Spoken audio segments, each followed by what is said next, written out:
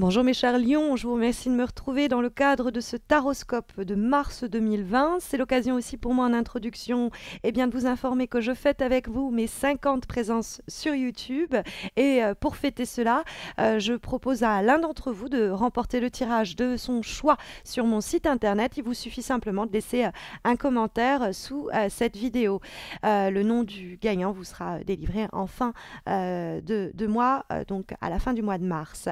Et puis vous savez qu'il y a les concours mensuels qui vous permettent de remporter un tirage en croix, évidemment gratuit, répondant à votre problématique du moment, dans le cadre donc des concours mensuels organisés sur ma page Instagram et Facebook. Donc n'hésitez pas à m'y retrouver. Vous avez le lien de mes pages Instagram et Facebook en descriptif de cette vidéo.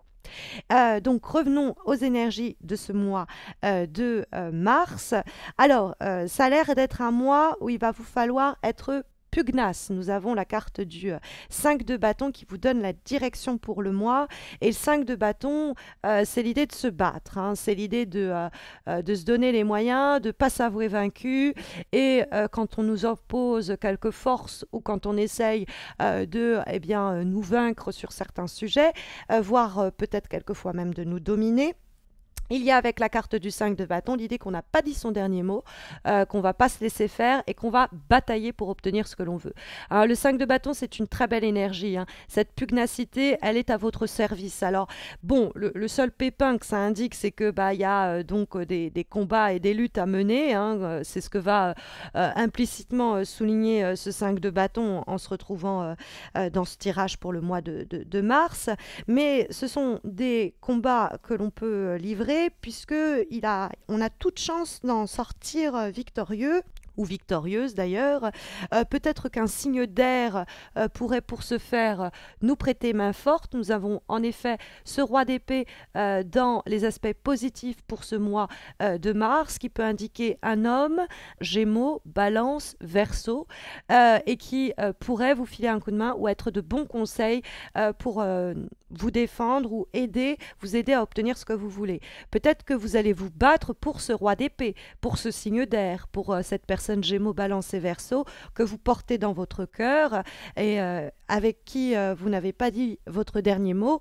La carte du jugement pourrait être cette idée que cette personne a eu un mauvais jugement à notre égard, qu'elle ne pense pas du bien de nous parce que nous avons fauté par le passé et qu'il est ici question de se battre, de batailler pour justement rétablir les choses et à nouveau rentrer dans les bonnes intentions, les bonnes faveurs de cette personne de signe d'air. Ça peut être une histoire qu'on pensait morte et pour laquelle il nous reste à nous battre pour la voir à nouveau émerger. Il y a cette idée-là aussi parce que nous avons la carte du 8 d'épée qui apparaît en termes de vibration et que le 8 d'épée va nous parler d'un sentiment d'enfermement et d'emprisonnement.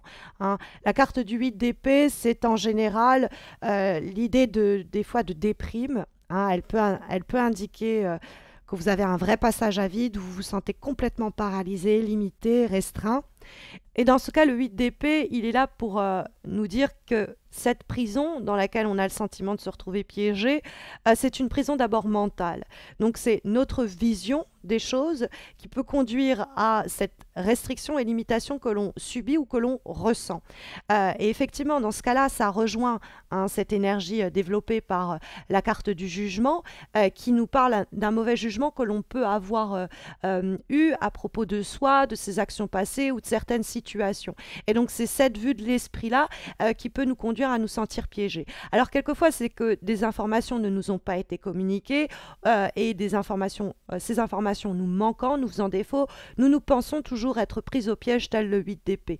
Et donc il va avoir l'idée de bataille et de lutte pour modifier la situation, puisque le 8 d'épée nous dit qu'il y a une véritable opportunité pour nous de défaire ces liens.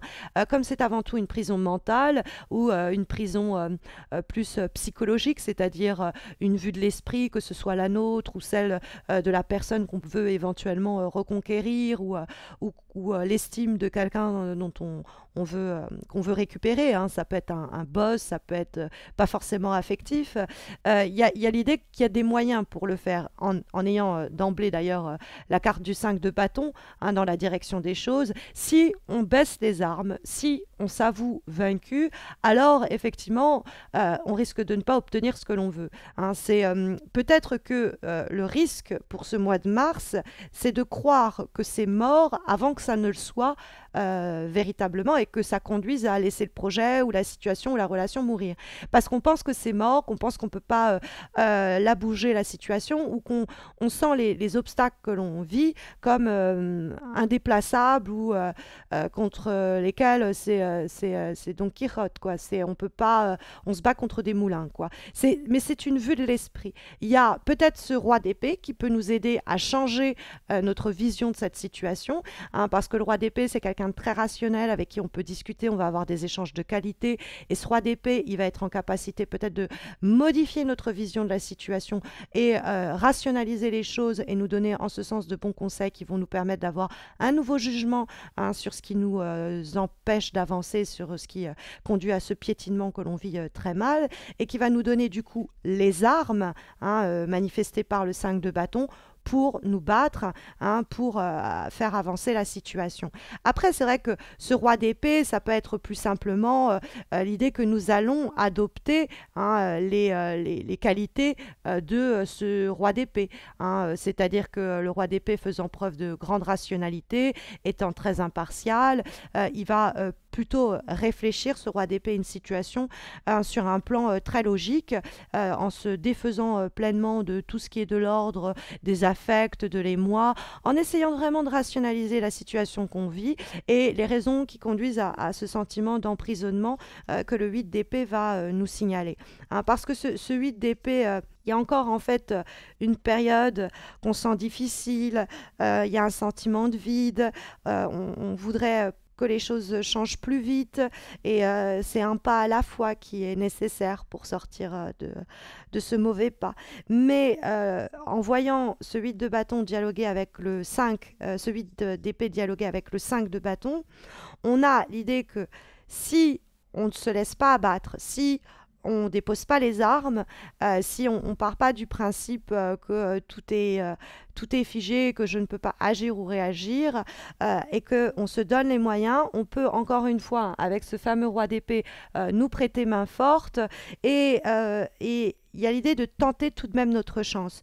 Peut-être que l'on brigue un poste ou quelqu'un qui est déjà très recherché, très apprécié, et il va falloir quand même tenter notre chance, être sûr d'avoir fait tout ce que l'on pouvait, hein, pour nous sortir de cette ornière.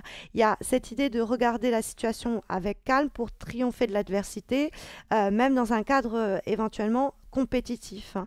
On va affronter le problème, quelquefois le conflit. Hein, ça peut être des situations aussi conflictuelles ou des tensions éventuelles dont on a peur et qui nous gardent au point mort. Mais il y a vraiment cette idée de, si on se sentait piégé, comme l'indiquait le 8 d'épée, avec le 5 de bâton, on se donne les moyens de se dégager doucement de la situation pour faire apparaître de nouvelles opportunités pour lesquelles on s'est battu. On s'est battu pour faire émerger ces nouvelles opportunités. Et donc, avec le 5 de bâton, il y a l'idée de se libérer de ses chaînes. Et ça matche très bien avec le 8 d'épée, avec lequel il est en interaction et en discussion. Comme avant-dernière énergie pour ce mois de mars, nous avons une lame de recommandation, un dernier conseil, un dernier message qui va nous être délivré par un oracle avec lequel je pense que vous êtes de plus en plus familier, comme je l'utilise pas mal, qui est celui d'oracle d'Amaham de Stéphanie Gras, et nous avons la connexion à ses instincts. Et donc qui nous présente cette femme avec ce loup, ou cette louve d'ailleurs. Et donc, bon, la connexion à ses instincts, c'est le côté intuitif, c'est le côté viscéral, primaire, ce que notre cœur, notre corps nous pousse à faire. Et donc, c'est s'en remettre, au fond, à ses instincts. C'est l'idée que cette carte nous invite à écouter ce que nos tripes nous disent de faire, au fond. C'est l'intuition. Alors, vous appellerez ça comme vous voulez. L'intuition, l'instinct, le sixième sens. C'est vraiment l'idée de revenir à ses besoins et de s'écouter, hein, ce côté un peu animal en nous. pour pouvoir se réaliser.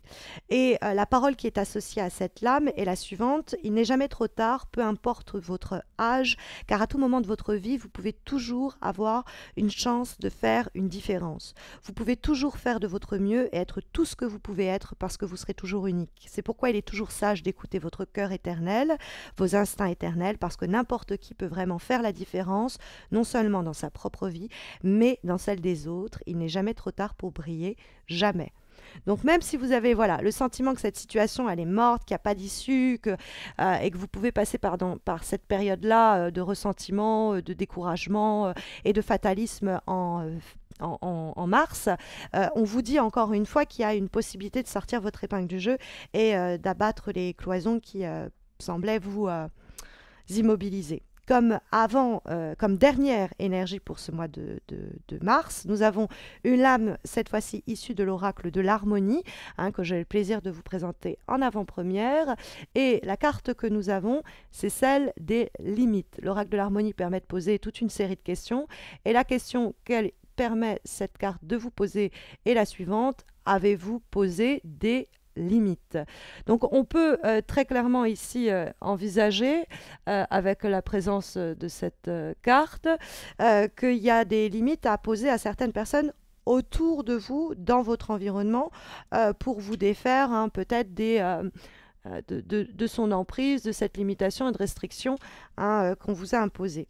La carte des limites vous demande de vous interroger sur, au mois de mars, les questions qu'on vous a posées, les demandes que l'on vous a faites et auxquelles vous avez répondu par oui, alors que vous vouliez répondre par non.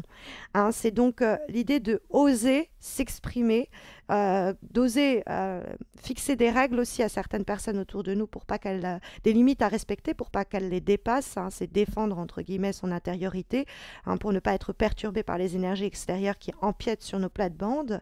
Et donc c'est l'idée de retrouver sa place, de savoir tracer une ligne et d'inviter à ceux qui la dépassent à ne plus jamais la retraverser, peut-être même à s'en défaire. Donc c'est une carte à se défaire de ces énergies-là, des personnes qui toujours empiètent sur votre intimité, votre intériorité. Donc elle nous invite, cette carte, à vraiment vous interroger en mars à quoi ou à qui vous n'avez pas osé dire non et essayer d'y remédier. Après, en parallèle, ça peut aussi nous parler du fait que ce sont certaines limites que vous devez vous imposer à vous-même, pour vous respecter vous-même, que la carte peut ici souligner. Voilà en tout cas les énergies sondées, mes chers lions, pour votre mois de mars, en espérant que ça saura vous guider. Mais vous le savez, si vous avez besoin d'une guidance personnalisée, il y a les concours mensuels sur mes pages Instagram et Facebook qui vous permettent de remporter un tirage en croix un petit peu comme celui-ci. Mais vous le savez également, il y a mon concours exclusif sur YouTube qui célèbre mes 5 ans et vous permet de remporter le tirage de votre choix sur mon site internet. Donc n'hésitez pas à laisser tout simplement un commentaire sous cette vidéo pour y participer. Je vous souhaite à tous et à toutes de très belles semaines à venir et je vous dis à très vite mes chers lions. Prenez soin de vous.